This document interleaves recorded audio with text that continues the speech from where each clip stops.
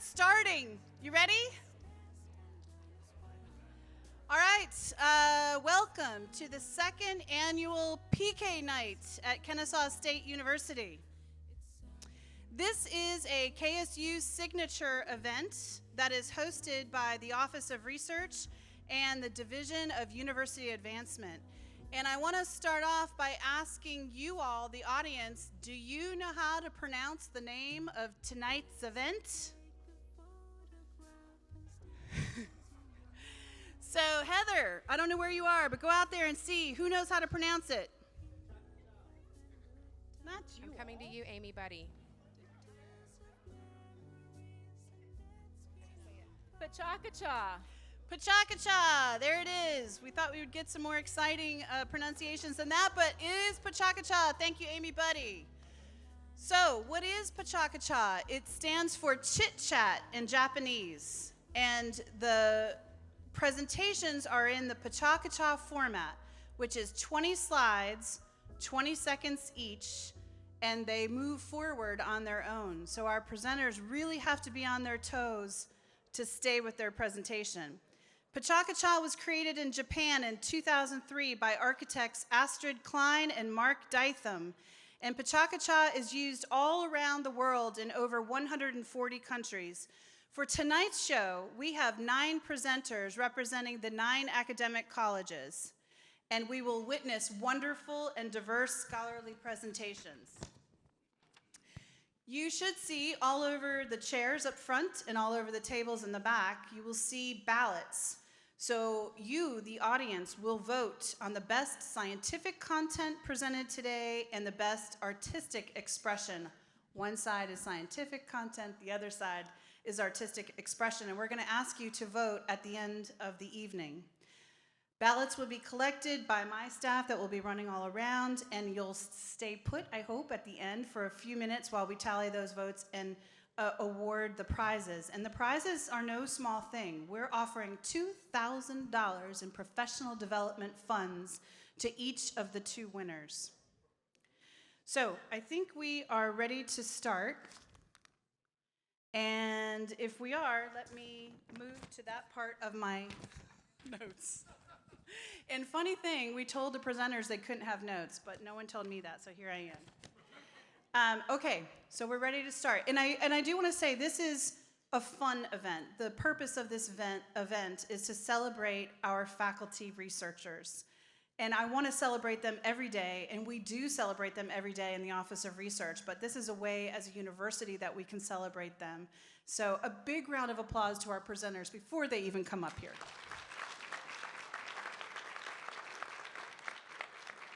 I hope you get a chance to talk to them afterwards. We don't have a Q&A after each presentation, but I want you to hear their enthusiasm, and I want you to know that they put a lot of time into presenting tonight, so it's really, truly remarkable. Another reason for us doing this event is for you all, and I mean this audience, and in this audience we have cabinet members, and we have senior leadership, and we have faculty, and we have friends, and we have trustees. It's for you all to see the great research that we're doing here. And so I hope you enjoy it. We are going to do the 9 presentations one after another. So think about it, 20 slides, 20 seconds, 9 presenters. I'm sure we have some math majors in the room. I think that's a little over an hour.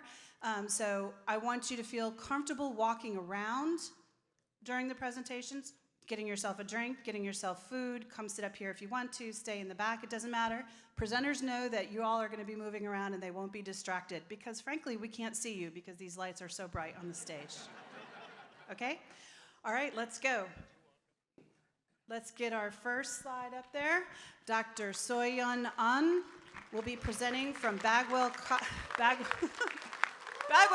of Education, a mother scholar's journey for a better world through anti-racist education. Come on down.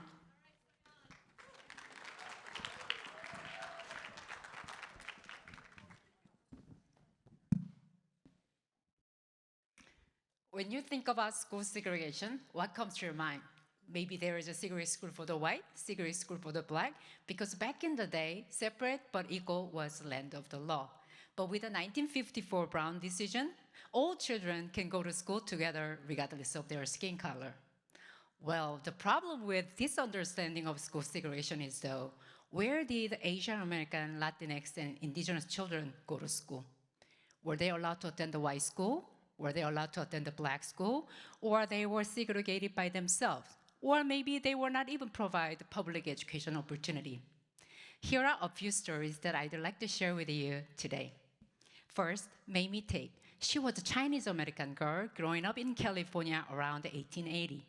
During that time, California provided segregated school for the white, black, indigenous students, but they didn't provide any school for Asian American children. So what did the Mamie Tate family did? They sued the school district. This is about Tate versus Holly, 1885. This case went all the way up to the California Supreme Court. Guess who won the case?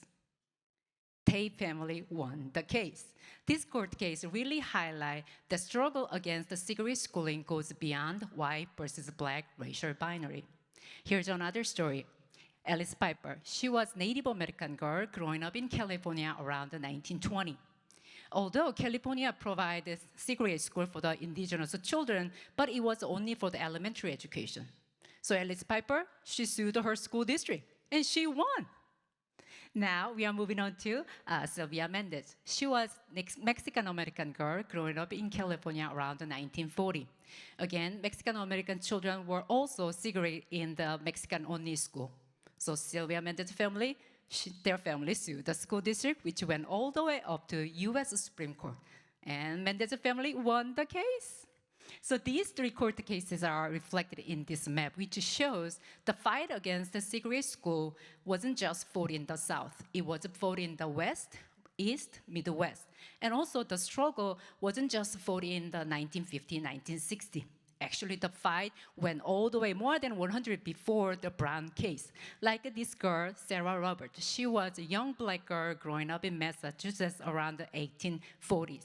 And her court case was the first legal challenge against the segregated school for the black children.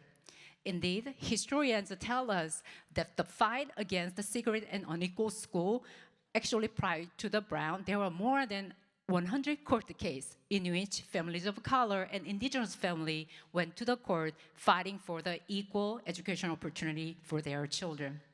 Often this untold and untaught history is the one that I'm bringing to my research and teaching. So for example, in Georgia first grade, it's all about American hero. But as you might guess, our first graders mostly learning about great white men. They're barely learning about Asian American, Latinx, indigenous, and black historical figures. So I work with the local school district, and we developed a school segregation unit in which our first graders learning about Sylvia Mendez, Alice Piper, Mamie Tate, and Ruby Bridges. While students are learning about this story, I came in one day as a mystery reader to my child's classroom. As you might guess, my daughter was so excited to see her mom and come and read about children's book about school segregation. And her friends were so happy to share what they've been learning. And while students are learning about these four girls, after they're learning about this unit, we ask them to draw the Venn diagram. So then the students need to choose one girl from the four girls that they've been learning about it and compare with themselves. So this is my daughter, Terry. Mommy, this is what I did today. So I asked Terry, hey, Terry, why you chose Mamie out of the four girls that you've been studying? And Terry said, well, Mommy, I like the older story, but I like Mamie the best because she looked like me. This is indeed, the power of a multicultural curriculum. All children, all students love to see themselves in the curriculum. So I wrote about this amazing curricular transformation that the first grade teachers did, and also amazing work that our brilliant first graders when they are grappling with the difficult history of America. So this is one of the studies that I published to highlight the work. I'm a curriculum scholar. I truly believe in the power of a curriculum. Whether or not and how we incorporate Asian American history, Latinx history, and Black and Indigenous history is not an academic debate. It is a life and death issue. With this belief, I engage in many curriculum analysis research. One of the research I recently did was collecting all 50 states K-12 U.S. historical curriculum standard with a research question whether or not we as a nation are doing a good job teaching Asian American history. unfortunately, what I found was 18 out of 50 states has a 0 Asian American history content. I'm using this finding to push the field of social studies education. So through my activism with my ally, for the first time in its institutional history, National Council for the Social Studies has first journal issue dedicated to teaching and learning about Asian American history. And also, as a scholar activist, I work with my colleagues to develop K-12 framework for Asian American study. Through this work, our hope is that we can empower teachers with the knowledge and skill to incorporate Asian American history as a part of American history. And actually, I'm using this framework in my work as a teacher educator at the state and nationwide level. So one example recently I'm doing is I'm working with the Gwinnett County School District to provide year-long workshop series for the teachers, so the Gwinnett County school teachers have a knowledge and skill to teach Asian American history. Truly, this is a part of my work. I am a mother scholar, curriculum researcher, and curriculum scholar and mother scholar. So my hope through my work is that all children, when they hear this hurtful message, they can say out loud, hey, Asians are not virus, Hispanics are not illegal, Black people are not threat, Muslims are not terrorists, Native Americans are not savages. Thank you so much. Wow, the bar is high, my friends. I hope you're ready. Next up is Dominic Thomas from the Coles College, and his presentation is 3D for everyone, question mark? Thank you, Phaedra. Thanks everybody for coming. I want to talk a little bit about 3D for everyone. So people have talked about 3D for a while, and there's a lot of saying, listen, this is a new technology and it's not ready and it's a failure, it's expensive. I study how to enable digital transformation. If you think about things like the iPhone, it's not that Apple invented the pieces, they existed.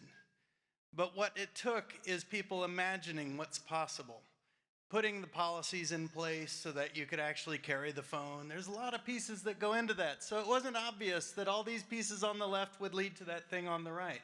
But somebody had to imagine it. They had to have hands-on. I'm going to tell you a story about something right here at KSU. I sit on this council that revises the national strategy for advanced manufacturing. I just reviewed the new draft that's about to come out. Guess what? We've failed. There was a demand from the national level that we include 3D technology into the curriculum in higher ed. We didn't do it. But we're doing it now here at KSU, and it takes a combination of people and technology. And we're doing it the KSU way, which means it's cheap, it is reliable, and it's high quality. Because that's what we have to do. We're not going to go buy $100,000 printers and give it to everybody like they do at Georgia Tech or say Emory or wherever else. But on the other hand, we've got students who are helping to design and build it, and we're figuring out the right policies and configurations, and we're publishing and sharing that work across the United States now. Because this hasn't had movement. People aren't figuring it out. We've got colleagues down in engineering and architecture and education and humanities, and we're working between students. That's an honors college intern there. We're printing pieces for printers, and we're sharing those designs and trying to figure out, how do we do this right?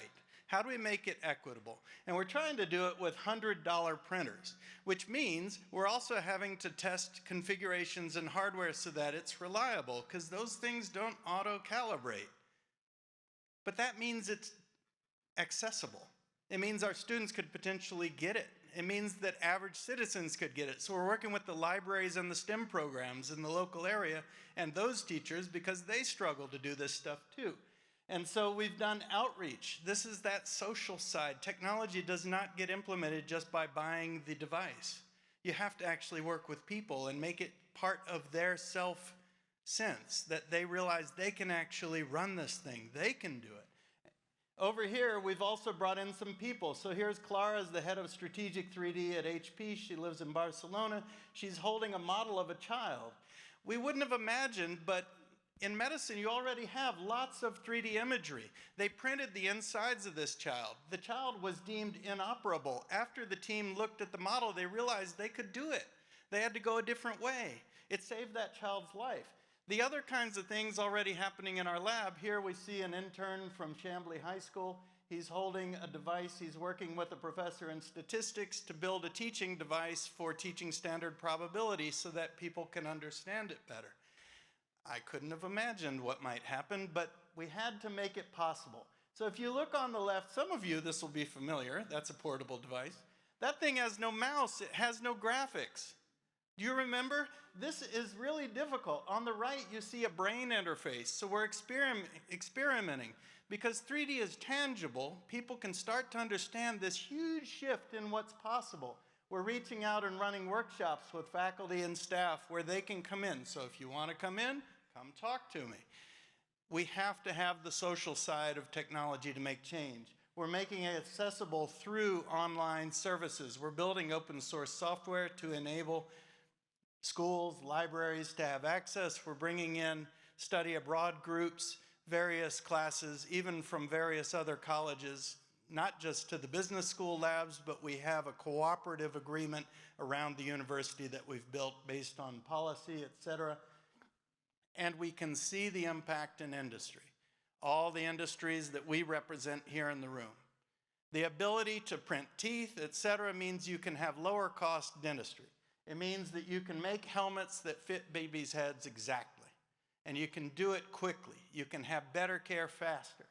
You can build houses. So if you think construction management and architecture, this house was permitted at the end of 2021 in Florida. Right now, they need to rebuild houses in Florida. This house uses way less concrete. It is insulated from day one and is structurally more sound than the average house, and it's faster to build. Our students need to learn to do that. I want them to create those businesses. I want them to lead that change. But they're not going to do it unless we give them hands-on. This project is with GIS and the humanities. We were realizing now that we have the printers, we can print maps for blind students. That's a big deal. Can you imagine if you're blind and you're trying to read a map and it's just a piece of paper? This is an art professor. Jeff Campana runs one of our labs in the arts, and he's figured out that he can actually change fundamentally what he can do with ceramics by printing molds with 3D printers. If you don't have access to the technology, you can't imagine it. You have to get your hands on. So we're seeing that happen all over the place. There are new materials we're experimenting with. We've had a reach out from biology for a professor who does lab mazes for bacteria. I don't even know. I don't know. But you know, it's possible now because it's accessible and it's available, and this is what that advanced manufacturing strategy was shooting for. Let's get hands-on. Let's figure out. And we have companies here in Cobb County. Endeavor 3D has already hired one of our students. They're bringing manufacturing back to the local area. Where will it go? I don't know. You know, I don't have to know. I have to make it possible. That's what this project is about. And what will they invent? You can see a couple of students here. One invented a robotic gardening system. Another one just made a fantasy football trophy for his fantasy football. Whatever, you know, we're seeing interesting additional skills, higher order activity happening now. And I encourage you to come join us and get involved. Thank you very much, Dominic. That was excellent. All right, next to the stage is Sarah Giordano, and she will be presenting Building a Feminist Science Shop, Experiments in Democratic Science.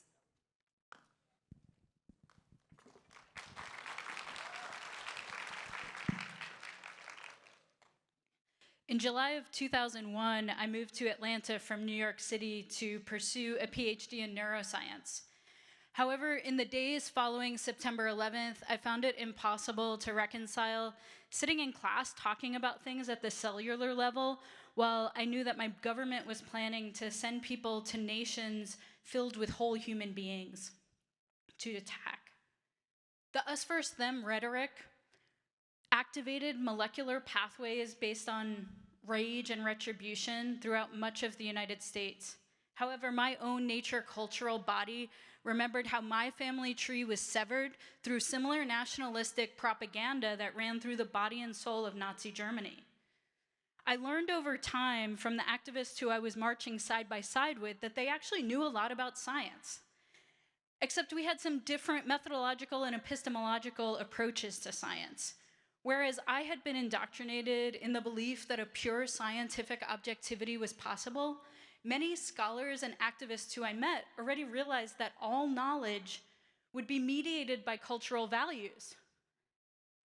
Therefore, everything they did was in the interest of liberation of all people, freeing everyone. Relatedly, I started to realize and learn that you couldn't separate out things like nature from culture, minds from bodies, the rational from the emotional. These binary ways of thinking had come about through Western colonization. So many of us, many scholars use nature cultures or body minds to point to this fact. Through these conversations, I was able to look at my then current research through a different lens, which ended up being a much more interdisciplinary dissertation project than any neuroscience committee member had ever seen. They hailed it as novel when I earned my PhD in neuroscience in 2008. However, I wanted to go beyond just looking at data after it was collected through this new lens. I wanted to start with a more democratic process. An influential essay by Lisa Wiesel gave me something to aim for, a blueprint, that of the feminist science shop. Now, science shops were established in the 1970s in the Netherlands in response to public demands for accountability. So what would happen is the public would be invited to these university science shops, and they could ask questions, and graduate students would do research to answer them. However, the feminist science shop adds to this by adding social justice at its center. Now, often we think of literacy as only the ability to read. However, literacy scholars will tell us real, true literacy means the ability to not only read, but read critically, to understand it, to pose your own questions, to create something new, put your own ideas out into the world. Sorry, Jeff, the cat. So the first thing I wanted to do was start by building critical science literacy pedagogies. While students usually came into the classroom kind of terrified of science, regardless of major, after my first intervention, they weren't scared to pick up a scientific journal article and pose their own questions. The next step was to work with these students and others to figure out what kind of biological questions they had and help them answer them. I drew on information and examples from activist sciences over the last several decades, like the Black Panther Party, feminist women's health movement, HIV/AIDS activists. My experiments' results went way beyond my controlled curriculum. In its first iteration, my students decided to work collectively to counter racist radio ads that they had heard. The ads were saying that it was immigrants' fault for environmental degradation, and they were calling for closing of the borders. So my students organized together, ended up putting their critical science literacy skills into practice, and created a bilingual website. They attended talks when people were talking about what we would now call maybe fake news, and they actually countered it with good questions about the data. With these classroom successes in hand, I was able to gain funding for the first ever feminist science shop to open up in Davis, California. I began working with two activist organizations with shared values. California Latinas for Reproductive Justice on a project answering questions about breast cancer in their communities. And the People's Community Medics looking at best practices for how to treat gunshot wounds before an ambulance arrives. My students, once again, doing this kind of action-oriented research, couldn't stop at the end of the semester and continued to work. Along with this commitment to action orientation, I found that it takes a lot more time to do democratic science than traditional research. Building trust takes time. True interdisciplinarity takes time. And just talking to everybody involved just takes a lot of time. A third principle for this kind of democratic research, or what I theorize as feminist tinkering, is that of reflective practice. And this has to happen throughout the entirety of the project, not just at the end looking back at it, but at every point. I saw students become transformed through this work. More confident in themselves, but not only in the individual sense, they became more comfortable being part of a collective. They embodied responsibility and accountability. New nature cultural pathways were emerging before my eyes. Perhaps their neural connections had now become practiced at thinking empathetically and collectively, outside of the us versus them mentality that troubled me so at the beginning of my journey. I became changed myself too, and my community partners, and I saw that I think that what we're doing can actually change the world around us. So I invite all of you to be part of rebuilding the Feminist Science Shop here in Georgia at KSU. And as I end or we begin to do something together anew, I ask you to consider, what are the most important scientific questions to you and the communities that you're a part of? Thank you.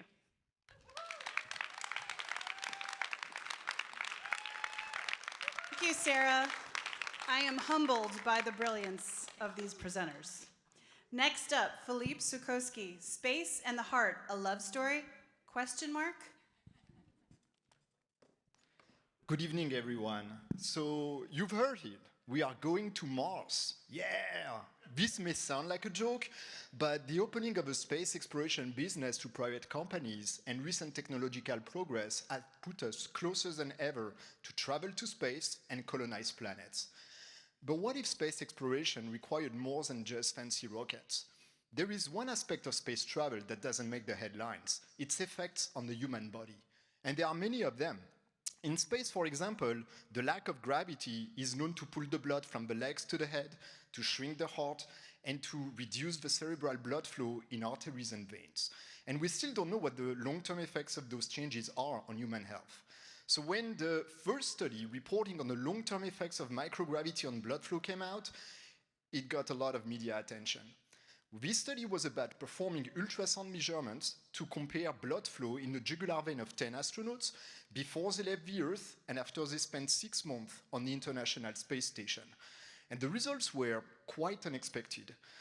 In most astronauts pre-flight, the blood flow was forward, normal blood flow in the veins. But after 6 months in space, this normal forward flow was not detected in any astronaut. Instead, most of them had a forward flow that sometimes returned to zero. Others had an oscillatory flow, so forward and backward at the same time. One even had a reverse flow. Why is this concerning? Well, it's concerning because on Earth, we know that the arterial cells are very sensitive to the velocity and direction of blood flow. This is something that's very obvious in a carotid bifurcation, which is located in the neck. In the arterial wall region that experience high forward flow, the cells elongate. In the wall regions experiencing low oscillatory flow, the cells are more randomly shaped. And what's very remarkable about this carotid bifurcation is that it is particularly vulnerable to atherosclerosis. It's a disorder that consists of the formation of a plaque on the arterial wall that is going to block the passage of blood flow. And guess what? The plaque only forms in those regions that experience low oscillatory flow. So it looks like microgravity tends to make blood flow slower and more oscillatory in veins. But what about in arteries? Well, if the same happened in arteries, it would be a big deal, because we just saw that low oscillatory flow is bad news for arteries. It leads to disease and atherosclerosis. But we still don't know what the long-term effects of microgravity are on the arterial circulation. First, because long-term data in space is still not widely available. Also, because it would be very difficult to measure arterial blood flow in space at a sufficiently high resolution.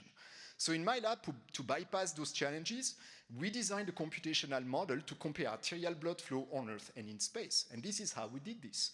First, we used ultrasound images from 16 subjects to create 3D representations of carotid bifurcation anatomies. In each image, which is essentially a slice of a blood vessel, we identified the center and the wall of the artery. This helped us generate a wireframe model. And then we just need to add the wall to complete the 3D model.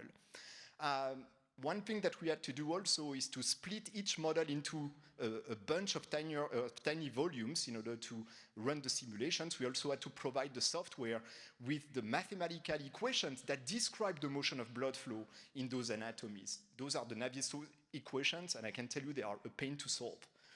Finally, we also had to tell the software to differentiate blood flow on Earth from blood flow in space. We did this by imposing different flow conditions across the models. So to simulate blood flow on Earth, we used the blood flow rate measured from the subject to simulate blood flow in space, we reduced dose rate by 18%, and we also cut the gravitational field. So what did we get? First, we compared the blood flow trajectories on Earth and in space at different instants of time during the cardiac cycle. Overall, they were very similar. There were only a few regions where we could detect differences between Earth and space. Those trajectories are kind of nice looking, colorful, but they don't tell us much about what the arterial cells really feel. So instead, we looked at the shear force. And you don't realize it yet, but you all know what I'm talking about here. The shear force is what bends the grass when the wind blows on it. In the blood vessel, it is the force that blood exerts on the cells located on the arterial wall. And because blood flow is pulsatile, that shear force changes at each instant of time. It changes in terms of magnitude, it also changes in terms of direction. So we typically characterize that force in terms of time average magnitude and time average direction over the cardiac cycle. We can calculate those characteristics at every point on the arterial wall. We can even calculate the changes in those characteristics between Earth and space. So when we looked at those changes in each of the 16 models, we actually saw that the results were all over the place. There was no consistency whatsoever between the 16 models. So instead of looking at individual models, we calculated the changes in shear force characteristics between Earth and space, but on average over the 16 models. And we did that in 3 different regions, the main branch of a bifurcation and the 2 other branches. So when we looked at those population average changes, we saw that in space there was a 23% reduction in shear force magnitude as compared to Earth. We also computed the population average change in shear force direction between Earth and space. The simulations predicted that the blood flow was actually forward, both on Earth and in space, and that microgravity had actually very little impact on the direction of the shear force.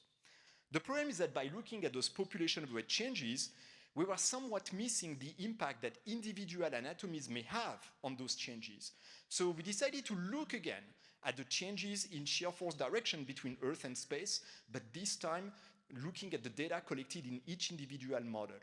And the results were very eye-opening. We saw that in 3 anatomies, in 3 models, essentially the shear force direction became more oscillatory in space. That was totally opposite to the rest of the model, which all predicted a shear force that was more forward in space. So what this study tells us is very important. It tells us that in most cases, microgravity will only reduce the magnitude of a shear force on the arterial cells without changing its direction. But in 20% of cases, it will actually increase the oscillatory nature of a blood flow. And this, ladies and gentlemen, is bad news for space exploration. Why? Remember, low oscillatory flow is bad for arteries. It leads to disease and atherosclerosis. So here are my 2 cents. Before we design the next rocket or we send the next billionaire to space, let's listen to the heart. Thank you. He took an extra 5 seconds and looked right in my eyes. But thank you for that, Philippe. Next up is Tu Nguyen from the College of Computing and Software Engineering, and his presentation is Quantum, an Opportunity or a Threat? So, good evening, everyone. I guess it's me. But 3 weeks ago, appearing in a nice suit. However, what I'm gonna talk about is not about me. Instead, what I'm trying to talk about, that is the computing system behind me there. I was in the data center of the CCSE College, where actually we deployed one of the most powerful computing systems in Kennesaw State University.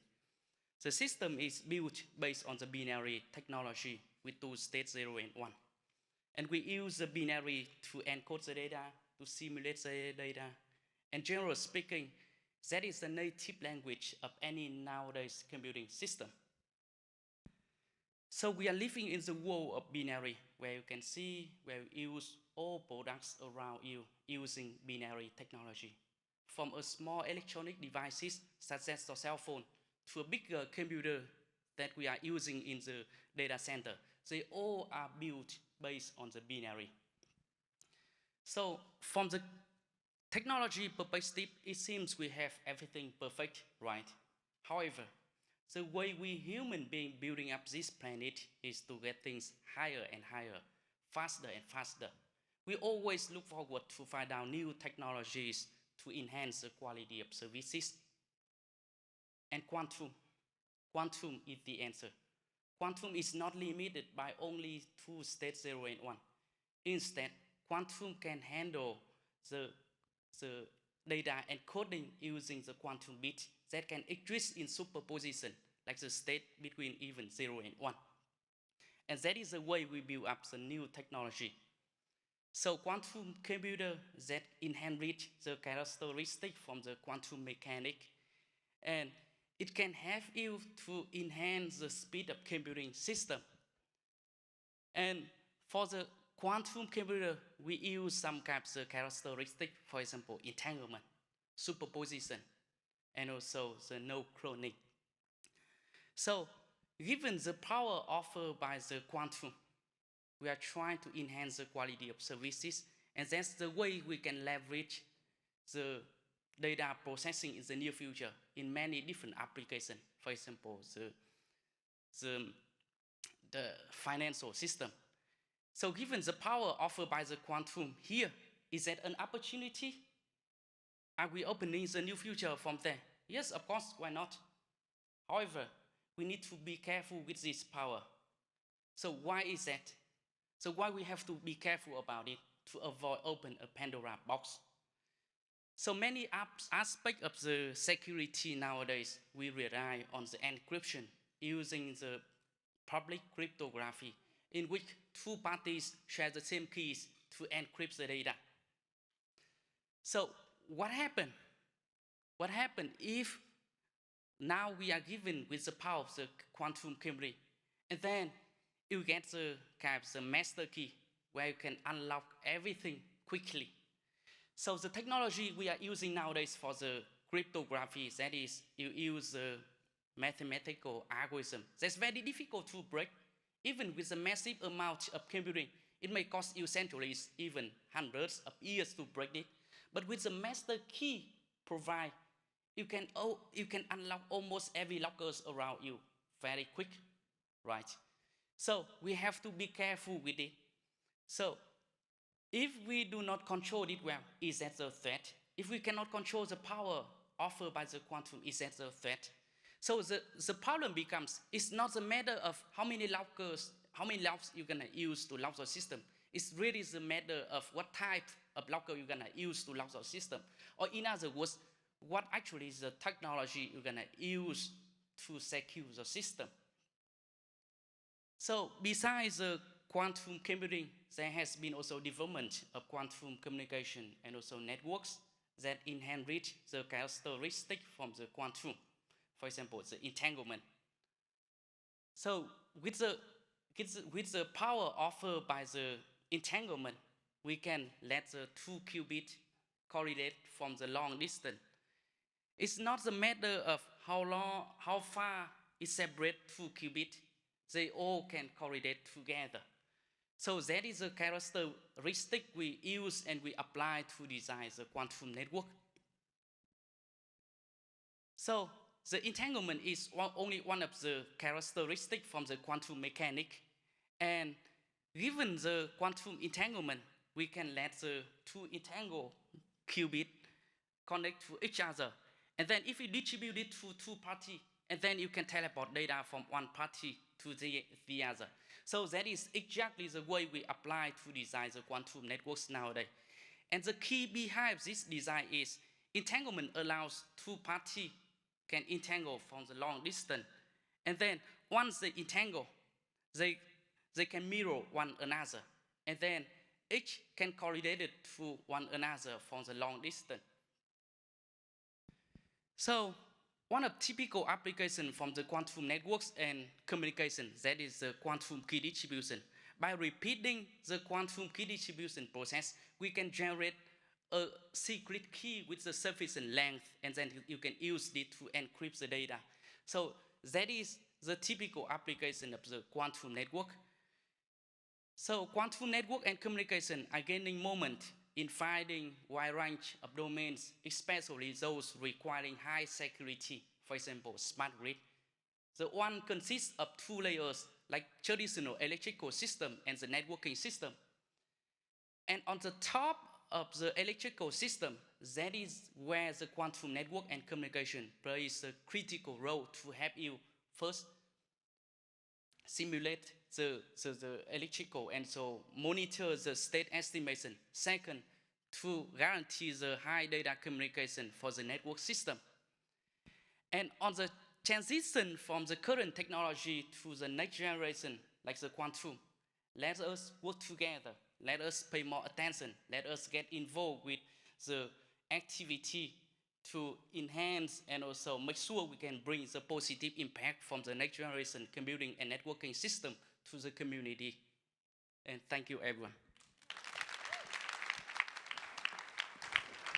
Thank you, too. So the answer is opportunity? Yes, it is. All right, let's keep going. Next up is Tatiana Villarreal Otalora from the Wellstar College, and she will be presenting Can Latino Caregivers Save an Adolescent's Life?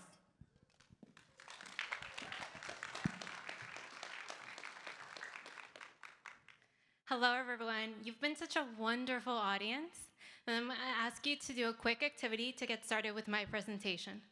Please raise your hand if you can tell me what the ribbon on the screen symbolizes.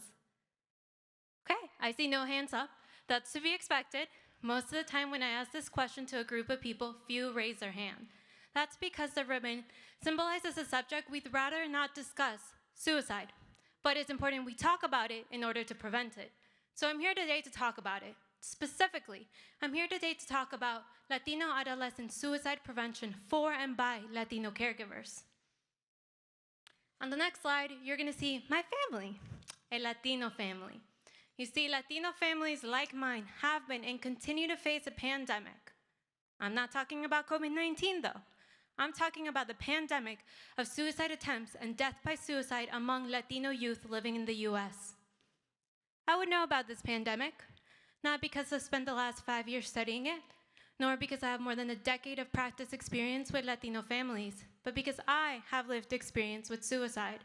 When I was an adolescent, I attempted suicide. Let me tell you what I remember most about my suicide attempt. It was not how I felt, nor what led up to it, but actually the sadness, horror, confusion, and shock I saw on my parents' facial expressions. Those were expressions I will never forget. After my attempt, I was taken to the ER. Then, I was taken to inpatient services, had one family session, and then discharged to perplexed and worried parents. My parents looked at me like a puzzle. They knew they had all the pieces to help, but did not know how to put them together. And because of this, because they had no support and no guidance, they decided to leave it to time. They chose to kind of go on like nothing had occurred. My father told me many years later that he thought it was better to stay silent than to say something that could possibly lead me to a reattempt. He was so scared. He desperately wanted to help and did not know how to. Much time has passed since my lived experience. Sadly, my experience continues to be very common among Latino families in the US, as suicide attempts among Latino youth has increased by more than 90% since 2010. So what's going on that this phenomena continues to rise among this population? To answer this question, I decided to go back to the literature. And it's not because there's a lack of suicide prevention efforts. In the last decade, there's been an increase of suicide prevention efforts, particularly in school settings. So what I actually found in the research is that what's missing is the family, particularly the caregivers. A recent scoping study I conducted suggests that researchers are not involving the caregivers in this subject. I remember looking at the findings and thinking, duh, obviously, I could have told you that. Remember when you were an adolescent? Who was the first adult you spoke to after waking up? Who was the last adult you spoke to before going to bed? Most likely it was your caregiver. Caregivers are strategically positioned to be the first and last to enact suicide prevention efforts for their adolescent children. This is even more true in cultures that tend to lean towards a value of familism, that is, placing the family's well-being above all when making decisions and taking individual actions. It may surprise you, but Latinos tend to be very familistic. So it's really important that we involve Latino caregivers in the research if we want to prevent it. To engage Latino caregivers in this research, like the good social worker that I am, I first wanted to meet them where they were at in terms of their understanding and comfortability with the subject. There was no research on that. So I conducted an exploratory study to gain an understanding of their suicide prevention communication and their vision for a suicide prevention program. As part of this, I conducted a survey created in Spanish and back translated to English, which 133 Latino immigrant caregivers in Georgia completed. I was shocked. They completed it online. And what I found was that 90% of them were concerned about suicide among their youth.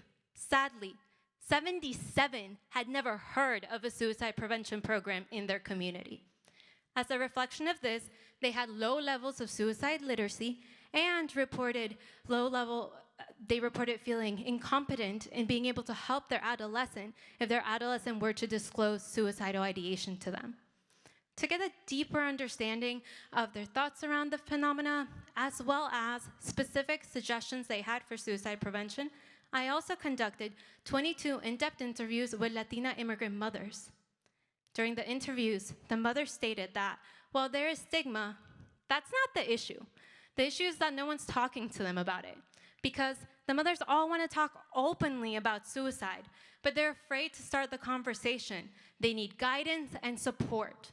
One of the moms told me, I just want someone to start with the word, say it, suicide, to begin the conversation with me. The mothers had great suggestions as to how we can start that conversation with them.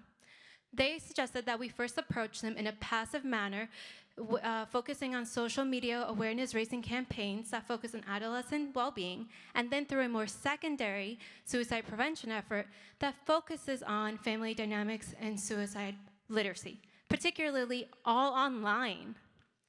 Now, based on the information gathered, I would love to develop their suggested suicide prevention program. But there's a lack of validated measurements that can assess Latino caregivers' suicide prevention communication literacy and self-efficacy. So I'm in the process of expanding this study and validating a measurement tool.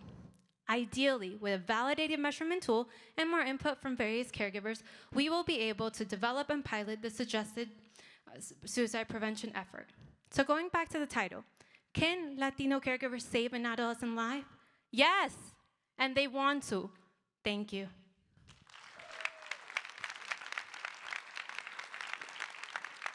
Thank you, Tatiana, for your honesty and for the great research that you're doing.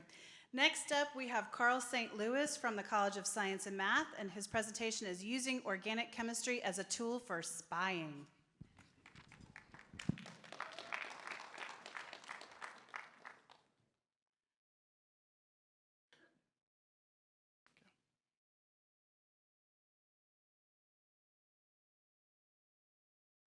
By looking at this slide, you might ask yourself, am I in the right venue? The answer is yes, you are in the right venue. You might even ask yourself, is this him with makeup on the slide? The answer is no. This is Melissa McCarty being a spy. Today, I hope that I can show you that you can use my research or organic chemistry to become a spy. Before I go any further, I would like to define some terms. The first one is polycyclic aromatic hydrocarbons. They are a group of molecules that are composed of fused aromatic rings. Some examples here are phenanthrene, pyrene, fluorantine, and chrysene. Fluorescent organic compounds, such as polycyclic aromatic hydrocarbons, they have become popular in the material and imaging technology because they can be used in organic LED screens, OLED billboards, biological imaging, solid-state lasers, and organic field effect transistors. At Kennesaw State University, my research group is mainly composed of undergraduate students, for the exception of Albert Campbell, my graduate student, holding an empty flask. I don't know why. So the research I'm going to be showing here is mainly conducted by these undergraduate students. At Kennesaw State University, my research lab will mainly focus on the discovery of fluorescent organic molecules. As illustrated here, you see every vial that you have here is fluorescent a different color, okay? So we focus on fluorescent compounds that contains a boron and nitrogen bond. So how do we make them? So remember the PAH we talked about earlier. We take a carbon-carbon double bond, circle in blue. We replace it by a boron coordinated with a nitrogen and a OH to see an orange here to make what you call a PFA, pure leading on fused 1,2-azoberane. So why am I even making these things? So based on my published work, we proved that PFAs, they are thermally and photochemically more stable than PAH. And also, we've proven that they actually fluoresce more intensely than polycyclic aromatic hydrocarbons. So since we have a diverse group here today, I would like to define two more terms. You see the guy in purple? Electron donating, let's call him D. D is freely giving the red balls away to, those are electrons, to the guy in blue. Let's call him electron accepting. Let's call him A. Even though D is freely giving the electrons away, look at what A is doing. It's still pulling all of it away from him, right? So from now on, whenever you see D attached to something, it's giving electrons away. Whenever you see A attached to something, it's pulling all the electrons away from whatever it is attached to. So in my lab, we take what we made earlier, the PFAs, we introduce different electron donating, giving electron, and also different accepting group, putting electron from the core of the PFA. We want to know if we can tune the fluorescence in solution and also in the solid state. Here, this is published work. You can see in figure A, we're able to create the color of the spectrum from blue to red just by changing the electron donating and accepting group to the core of the PFA. Again, you see the same thing in the solid state, right? Everything is fluorescent. We're able to actually create all the colors. However, we see something very interesting. The PFAs that have the electron acceptor group attached to them, their fluorescence is orange or red, which is very, very hard to do. So if you buy a TV at Best Buy, you see all the nice colors that you see, it's because of this stuff, the red colors. So we wanted to know why. So it's because of this effect called intramolecular charge transfer. So basically the electrons, through space, they are going from one side of the molecule to the electron acceptor. Okay, so that makes them emit red or orange. So another graduate of mine, her name is Kaya Ellis. She said, can we move the electron acceptor away from the core? Are we still going to see intramolecular charge transfer? I said, let's try it. We put a spacer, as you can see here. She also asked me, what about instead of starting with the electron acceptor, what about having a donor, electron donating group, then slowly change it to an electron acceptor by changing the pH of the solution or the acidity of the solution? So I was like, okay, let's do it. So what you're going to see right now, it is the results of her questions. If you blink, you're going to miss it. There you go. This is a video, right? So what we're doing right now, we're adding acid, and we're actually going from electron donating to all the way to an electron accepting. Even though we did not create any red color, we learned something new, which is science, right? I'm an organic chemist. That's normal. We fail all the time. You see that with the electron donor, we can actually tune it to get a green color with the electron acceptor. So what can I do with this? Remember earlier we talked about SPY? So let me show you what I can do with this. Let's say that the FBI hired me to work at Kennesaw State University. And my job was to spy on Kennesaw State University and tell the FBI, do I love Kennesaw State University? However, I have to give them a note that is not traceable. Can I do it with my research? Yes, we can. So I'm going to show you right now. It is my special note to the FBI. It's not showing. So this one was supposed to be green, fluorescent green, and once you expose it to acid, it becomes blue. You see here, we write, we love KSU. So that is my note to the FBI. I can expose we love KSU to acid. It will be we love KSU with erase, and I can write on it again, over and erase and over again. And here, we have the same thing where we have we love KSU, and slowly This one's not showing, but you can see that We Love KSU erased completely. So that is a self-erasable note that I wrote to the FBI. So I hope today that I showed you that organic chemistry is fun, and you can also use it to become a spy. Thank you. Thank you, Carl. And just for you to know, the FBI has had their eye on Carl for a long time because he's actually a graduate of KSU, undergrad. And so now he's paying it forward for his students, so thank you for that. Okay, we're almost done. I could stay all night, but we only have 2 more. So next up is Mina Hashash DeGerdigan from the Architecture College, and she is presenting Equitable Urban Environments. Hi, everyone. Welcome tonight. With the Beltline project in Atlanta, we had a huge comeback to the inner core neighborhoods in Atlanta. And a lot of redevelopment happened around this project without much consideration to the place character, history, existing community, or equity. However, urban redevelopment projects can be instigators for economic development and community empowerment. How? Let's see how we approach it. First of all, we do not treat the deteriorating low-income neighborhoods filled with issues, but we take them as environments filled with assets.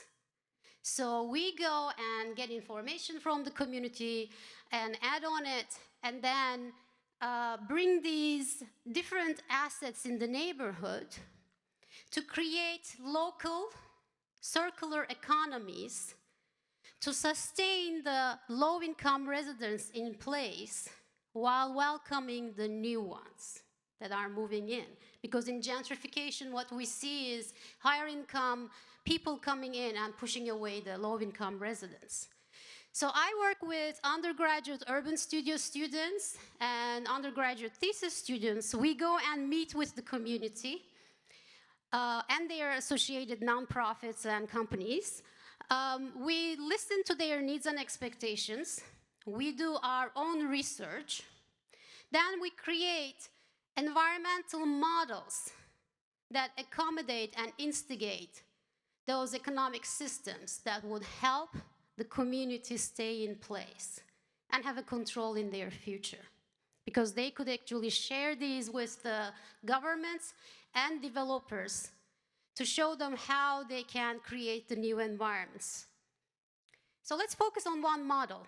Think about a community where single moms are high in number. Commute is so long that it creates negative health effects. And African American culture is embedded in the restaurants, stores, and art. We see students up north, senior communities all around, Tyler Perry moving into the environment, to the neighborhood, and community gardens all around in north, but food deserts in south. So now imagine an intergenerational community center that trains these single moms, African American culture infused food prep, storing, and marketing. Next to it, there's an incubator in collaboration with one of the college's business departments, preparing the women to get jobs and invest in their own businesses. Next to it, there is a hot meal kitchen for the other moms coming late from work, can get healthy, warm food, go to home to their kids. We also have a maker space where the women are trained for African American art, artifacts, and clothing in collaboration with Spelman College's Art and Fashion Department. Also, the rest of the community can come here and get trained about maintenance and upgrading their deteriorating homes. While women are working in the kitchen and the maker space, they are in close proximity to their kids in the daycare or the recreational facilities in the community center. They even have visual connection. We bring the students into the center to help with the after-school activities and also tutoring for their homeworks. In return, they have access to affordable, healthy, warm food options from the kitchen. And we're using vegetables from the communities in the neighborhood. We also bring the seniors into the mix, to the livelihood, and being with kids and youth by research impacts their health and well-being. But they help with babysitting as well, and also help in the kitchen. On the other side of the public space, next to or across community center, we have Home Goods and Home Depot, which were requested by Tyler Perry Studios. Tyler Perry studio workers, as well as surrounding neighborhood residents, have to cross the public space to reach those stores so that they can actually make use of the restaurants and the stores owned by the local businesses, local residents. And most of them are using the products of the kitchen and the makerspace. We also have kiosks for local community, newfound businesses to sell their products. There's an herb garden to train the kids and the community about healthy food options and bring them together to work together, build community. We add housing to create eyes on the street and a crowd throughout the day. So now add to this landscaping and public art, and then see all these people from different parts of the community with different economic levels and with different age levels coming together, crossing paths, and helping each other socially and economically. So as a result of these studies, we do not only help the low-income communities being gentrified have a little bit control of their future, but our students have an experience in undergraduate research, community engagement, and some of them even found scholarships with the companies and nonprofits. So before I say goodbye tonight, I would like you all to remember thinking about low-income neighborhoods as assets rather than issues might be the first step towards equity. Thank you, and happy, vibrant, equitable environments. Thank you, Mina. I don't know about you, but I want to change my major. Anybody else? We have one more presentation, not last but not least, but whatever that phrase is. Margaret Baldwin Pendergrass from the College of the Arts, Building Community Through Story, KSU and Education for the Incarcerated and Returning Citizens. Oh, sorry, I didn't mean to run you off. Hi, everyone. Thank you for letting me be here and talk. I want to talk first about stories. So, poet Muriel Rukeyser said in the 1930s that the universe is made of stories, not atoms. Now, some of our chemists may disagree, but I think she has a point. Atoms are the building blocks of matter. Stories are the building blocks of meaning. Both have the power to charge and change the world. And some things need changing. We in Georgia are the most incarcerated state and the most incarcerated country in the world. There are 91,000 adults in jails and prisons, and if you encounter probation and parole and detention, that cost gets exponential. So if we want to do something about it, what do we do? If we want to advance community and culture, how do we do it? These questions have been driving my research and teaching for the last 4 years, and I've worked with KSU students and alumni and faculty in 2 colleges and 8 disciplines trying to figure it out. We've developed a project with the Department of Juvenile Justice and the Alliance Theater, working with the arts to try to help incarcerated youth find their voices, understand their lives, and make their world in their own words. We've also worked with Common Good Atlanta, a wonderful organization in Atlanta that works with faculty from around Georgia, wonderful universities, to bring higher education in prison. And now we're starting to build a downtown class, a Zoom class for returning citizens. So what does all this have to do with stories? Here's my atomic theory. Stories are the binding energy. They hold the binding energy between us. and they can either push us away or they can pull us together. And the closer we get in proximity, in rooms, whether virtual or physical, the bigger the charge and the potential for change.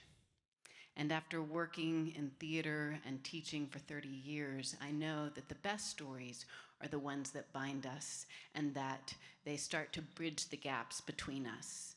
Community, campus, inside, outside, us, them. This is how we change.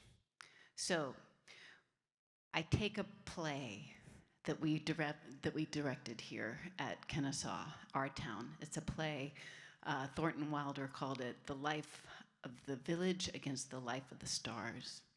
And we took it, and I said, well, what if we took it to Metro Reentry Facility, where I had begun volunteering with Common Good Atlanta, and what happened if we did a reading with the scholars there? And so that's what we did. We did a reading of the third act of the play, and then we got around in a circle, because theater people like to get in circles. That's what we do.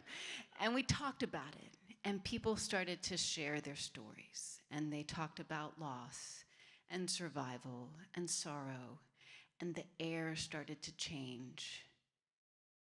And us, them became we listened together, and were changed. And with that seed from our town, we've started to build projects both with the Department of Juvenile Justice and with Common Good Atlanta. We have an ongoing project, 4 years now with Department of Juvenile Justice, and we're 2 years into a Zoom class with Common Good Atlanta. And what we're finding is that our students are empowered to make change in community alongside faculty and community partners, and that it benefits all of us. It benefits all of us in the room. They learn that they have power to do that. And it also benefits thinking about how we can really make impact in community. If we want to do what we say in our R2 roadmap and advance community, this is the type of thing that we can do, getting out into the expanding the campus classroom into the community. We also know that recidivism is a big deal, right? So nationwide, the rates are about 40%. With Common Good Atlanta, the rate for recidivism for the alumni is 0.5%, which is pretty amazing.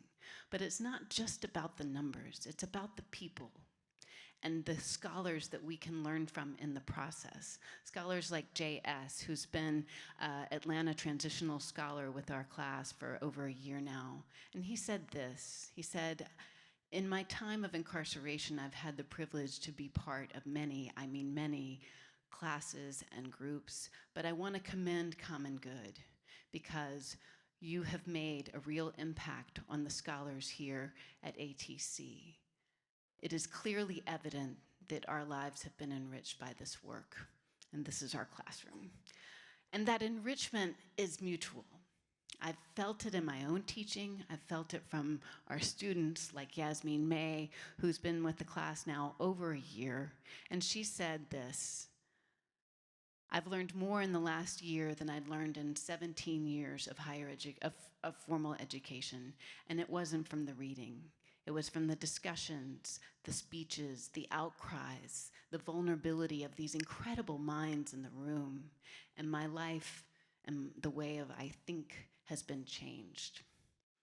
So this change can come into our community as Common Good scholars, as others come to our community to talk about recidivism and talk about reentry and the real barriers that they face.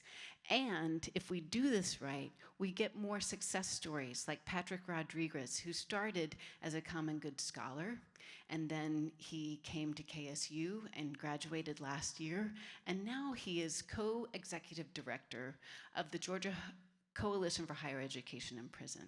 Patrick's working with all of these universities, including KSU, and together we can make a real change in the fabric of our community, and KSU in particular has the chance to lead in that transition, that re-education for people coming back into our community for the benefit of us all. Thank you.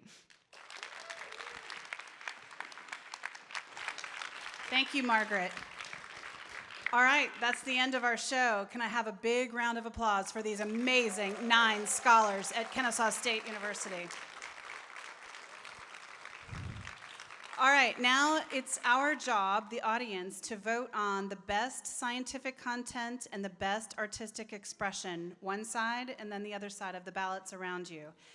Please hand your ballots to a staff member who can be, who you will know their staff and not a spy, Carl, by the red tag that is on their, on their nameplate. All right, and while you're voting, let me just say a few thank yous, because I don't know if you know this, but the Office of Research has become event organizers this semester, and I owe a big round of thanks to the people who have put this event on.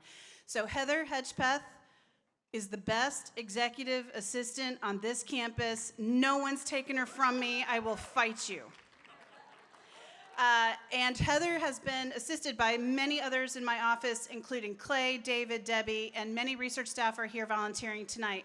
The Division of University Advancement was our co-host, so a big thank you to Lance and to Callie and all the volunteers from Advancement.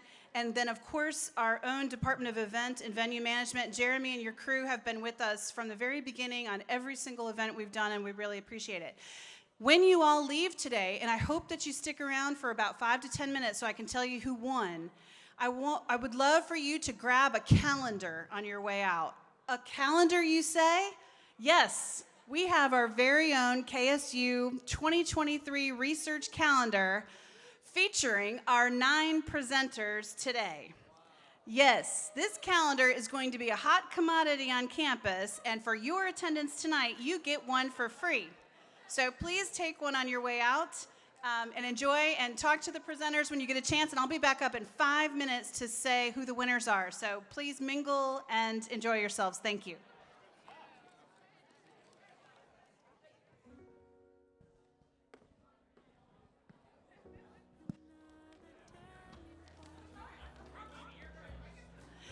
Okay, I have some good news and some bad news. The good news is we had a high voter turnout. The bad news is no one achieved 50% of the vote, so we have to come back on December 6th. That was Tyler's joke, not mine. Okay, the winners. For scientific content, Philippe Sucosky. And for artistic expression, Margaret Baldwin Pendergrass. Congratulations. Thank you all. We're here until 7:30, 8, 8:39. Doesn't matter. Stay and drink and eat as long as you want. Thank you very much.